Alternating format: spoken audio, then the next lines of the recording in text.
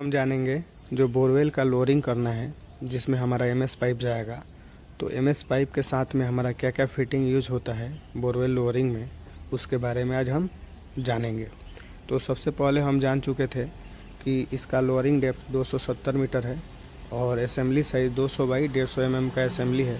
ऊपर वाला जो पाइप हमारा 60 मीटर यूज होना है वो 200 का पाइप है और नीचे में जो बचा हुआ पाइप है उसमें स्लॉटेड और प्लेन पाइप यूज़ करना है 150 mm का। तो अब इसके लिए हम क्या क्या मटेरियल यूज़ करेंगे, तो एक उसमें सबसे इम्पोर्टेंट है इसका पी ग्रेवल्स जो 3 mm से लेकर 4 mm के साइज़ का आता है, मैक्सिमम 6 mm, इससे ज़्यादा यूज़ नहीं करना है। तो इसका साइज़ इतना होता है, ठीक है। अब हम पिछले लेक्चर में समझ गए थे कि एमएस पाइप 200 का 60 मीटर यूज होगा, एमएस पाइप 150 mm डाया का प्लेन पाइप 192 मीटर यूज होगा और स्लॉटेड पाइप एमएस का 150 mm डाया का 18 मीटर यूज होगा, ठीक है। अब हम जानेंगे कि उसमें रिंग कितना यूज होगा। एक पाइप से दूसरे पाइप को कनेक्ट करने के लिए हम रिंग का यूज़ करते हैं। तो हमारा जैसे मान लें इसमें एमएस पाइप 200 mm डाया का 60 मीटर था, तो इसमें 10 पाइप यूज होगा, 10 नोज आएगा, तो हमारा रिंग भी 10 आएगा, ठीक है।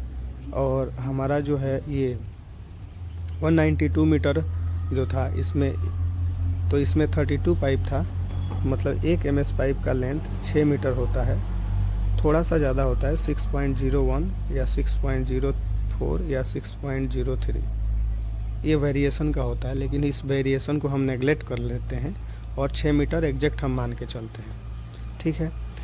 तो 192 मीटर में हमारा 32 पाइप आएगा, तो हम यहाँ पे लिखे हैं 40 पाइप, क्योंकि इस पाइप में कटिंग भी होगा और कटिंग के समय में जब हमारे पास मटेरियल शॉर्टेज हो जाता है तो दिक्कत होता है। तो हम इस रिंग को थोड़ा एक्स्ट्रा मंगाएंगे कि अगर ज़्यादा हो गया तो कोई दिक्कत नहीं है, फिर हम रिटर्न करा देंगे स्टोर में, कम नहीं होना चाहिए। उसके बाद हम देखेंगे हमारा वेल कैप बोर के ऊपर में माउंट किया जाता है, तो ये एक नोज हमारा चाहिए 200 mm डाया का। ट्यूबवेल असेंबली सपोर्ट जिसको एच फ्रेम बोलते हैं, हम पिक्चर के द्वारा हम आपको समझाएंगे, अभी आप नाम देख लीजिए क्या क्या है। फिर MSSI क्लैंप, ये 200 डाया का एक नोज है। और फिर ये रिड्यूसर हो गया, आपको पिछले लेक्चर में मैं बताया था। और फिर एंड कैप भी बताया था।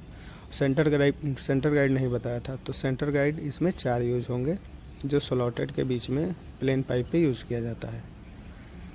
और वेल्डिंग मशीन भी यूज होगा। इलेक्ट्रोड रॉड इसमें यूज़ करेंगे, इसाब कंपनी का यहाँ पे यूज हो रहा है, इसाब फेरो आर्क 6013 का 4 mm का रॉड यूज हो रहा है, ठीक है जी। और इसका लेंथ होता है 450 mm, इसका रॉड का लेंथ होता है और 4 mm thickness. Welder proper PP में होने चाहिए और एक ग्राइंडर की रिक्वायरमेंट होगी और उसका कटिंग व्हील, ठीक है। अब आगे देखते हैं हम पिक्चर के माध्यम से कौन सा मटेरियल किस साइज़ का दिखता है हमें। तो tubewell assembly support also known as H frame, तो इसमें देखिए इस पिक्चर में अभी आप देख रहे होंगे, इसको हम बोलते हैं एच फ्रेम। ये इस प्रकार से, इस प्रकार और ऐसे है, और ये बोरवेल के अंदर फिट किया जाता है। एक इसका ये जो है ना, ये वाला साइड एक काट दिया जाता है वेल्डिंग के थ्रू, और फिर इसको निकाल कर फिर उसमें फिट कर उसके बाद इसको सटा कर वेल्डिंग कर दिया जाता है, ठीक है। ये पाइप के थ्रू यहाँ पे वेल्डिंग कर दिया जाएगा कि कोई निकाल ना पाए, ऐसे बोर छोड़ देते हैं हम। जब निर्माण कार्य होता है उसके बाद हमारा यहाँ पे स्टाफ आता है, तो इसलिए हम ऊपर से बंद कर देते हैं और इसको वेल्डिंग करके छोड़ देते हैं। और ये जो ऊपर में माउंटेन है, ये इसको हम बोलते हैं M.S.S.I, इसको क्लैम्प, शॉर्ट में क्लैम्प बोलते हैं। क्लैम्प क्या होता है, एच फ्रेम के ऊपर माउंटेन होता है। इसको यहाँ से नट बोल्ट लगा रहता है, लेकिन नट बोल्ट का यूज़ नहीं करेंगे क्योंकि कोई खोल कर लेके चला जाएगा, तो इसलिए हम फिक्स कर देते हैं वेल्डिंग करके। यहाँ तक आपको समझ में आ गया। अब हम चलते हैं दूसरे पॉइंट पे। MS well cap 200 mm dia, ऐसे वेल कैप होता है। जब लोअरिंग हमारा हो जाएगा तो हम इसको वेल्डिंग करके फिक्स कर देंगे। ठीक है, ये हमारा वेल कैप है। ठीक है जी। और यहाँ पे ये पिक्चर में दिख रहा होगा, यहाँ पे एच फ्रेम लगा हुआ है और ये क्लैंप लगा हुआ है। ठीक है जी, अब आगे बढ़ते हैं।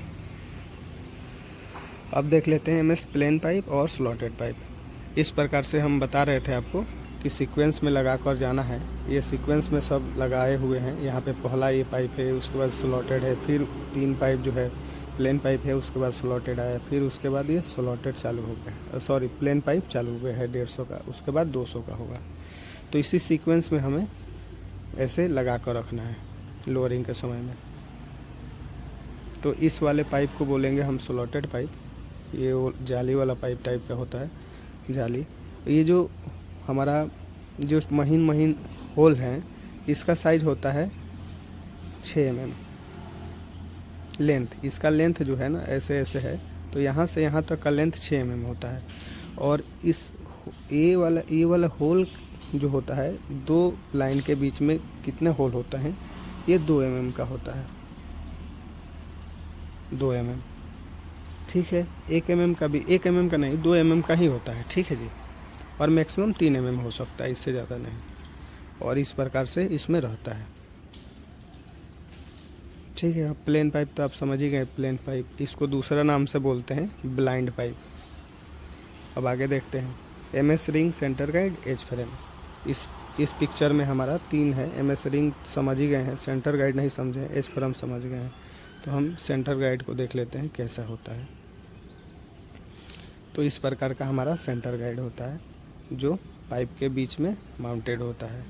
ऊपर में 150 से 150 mm डाया का है, तो 160 या 70 mm का रहेगा। और नीचे में हमारा थोड़ा बड़ा रहेगा, 450 mm का। फिर नीचे में 160 या 65 mm डाया का रहेगा। और इस प्रकार का होता है। आपको पिक्चर में क्लियर हो गया। यहाँ पे एच फ्रेम रखा हुआ है और ये एमएस रिंग है। ठीक है, आगे बढ़ते हैं। Centre guide, spirit level. हाँ, स्पिरिट लेवल, सेंटर गाइड और स्पिरिट लेवल, इसमें देखेंगे हम इस पिक्चर में सेंटर गाइड कैसे माउंटेन किया जाता है। और सेंटर गाइड हमेशा प्लेन पाइप पे यूज़ किया जाएगा।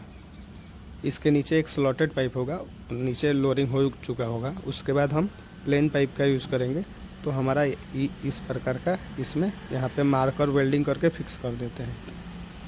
और नहीं भी फिक्स करेंगे तो कोई दिक्कत नहीं है। इसको अभी वेल्डिंग कर रहा है, इसलिए यहाँ पे थोड़ा सा फिक्स कर दिया है। उसके बाद इसको छोड़ा देगा, मूवेबल रहेगा। ये बोर को फिक्स लाइन में नीचे की तरफ ले जाएगा। और स्पिरिट लेवल लगाने का यही मकसद है कि हमारा ये जो बोरवेल है, जो ड्रिल हुआ है, वो एक फिक्स लाइन में, सीधी लाइन में नीचे की तरफ जाए। क्योंकि फिक्स लाइन में नीचे की तरफ नहीं जाएगा तो ये बोर फेल हो जाएगा। क्योंकि हमारा जो ड्रिल हुआ है एक सीधी लाइन में हुआ है, तो इसीलिए स्पिरिट लेवल, 2 स्पिरिट लेवल का यूज़ करते हैं। दोनों साइड लगाकर हम देखते जाते हैं कि एकदम लेवल में जा रहा है कि नहीं। स्पिरिट लेवल का यही काम है। अब आगे देखते हैं हम। इस प्रकार से ये हमारा मशीन है, जिसको रिग मशीन बोलते हैं। इसी पे हमारा डीसी ड्रिलिंग मेथड, ये रिग मशीन जो मेथड यूज़ करती है उसको डीसी ड्रिलिंग मेथड या डायमंड कोर ड्रिलिंग मेथड बोलते हैं। तो इस प्रकार से हमारा पूरा पाइप लगा हुआ है। और साइड में ही देखिए रिड्यूसर भी जॉइंट कर दिए हैं। सारे रिंग को वेल्डिंग कर देंगे। ये जब मटेरियल आ जाएगा लोअरिंग से पहले ऐसे सारे पाइप लगा लेंगे। कटिंग जहाँ पे ज़रूरत होगा जिस प्रकार का, वहाँ पे कटिंग करके एक साइड से पूरे पाइप में एमएस रिंग जो है उसको, ये सारे एमएस रिंग लगा हुआ है, इसमें सारा वेल्डिंग हो चुका है। उसके बाद लोअरिंग का काम चालू होता है। ठीक है, आगे देखते हैं। इसको बोलते हैं सेंटर गाइड। अब हमारा ये जो नीचे वाला 150 mm डाया का पाइप था वो सब ख़त्म हो गया है। उसके बाद ये सेंटर गाइड यूज किया गया है 200 mm जोड़ने के लिए। तो यहाँ से कुछ ऊपर होता है 100 mm और 100 mm नीचे होता है। और बीच का लेंथ जो बचता है वो 200 mm होता है। तो इसी का लेंथ 200 है। रिड्यूसर ये है। पिक्चर के थ्रू क्लियर हो गया। अब आगे देखते हैं। And cap 150 mm।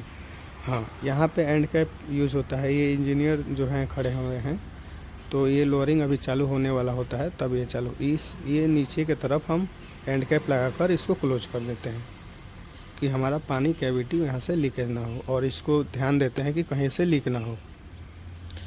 तो इस प्रकार से लोअरिंग चालू होते समय एमएस पाइप ऐसे खड़ा करा लेते हैं और उसके बाद ये नीचे करता है। ठीक है, आगे तो आपको कैसा लगा यह वीडियो? अगर अच्छा लग रहा हो तो लाइक करिए, सब्सक्राइब करिए और चैनल को सपोर्ट करिए। Thank you for watching my video.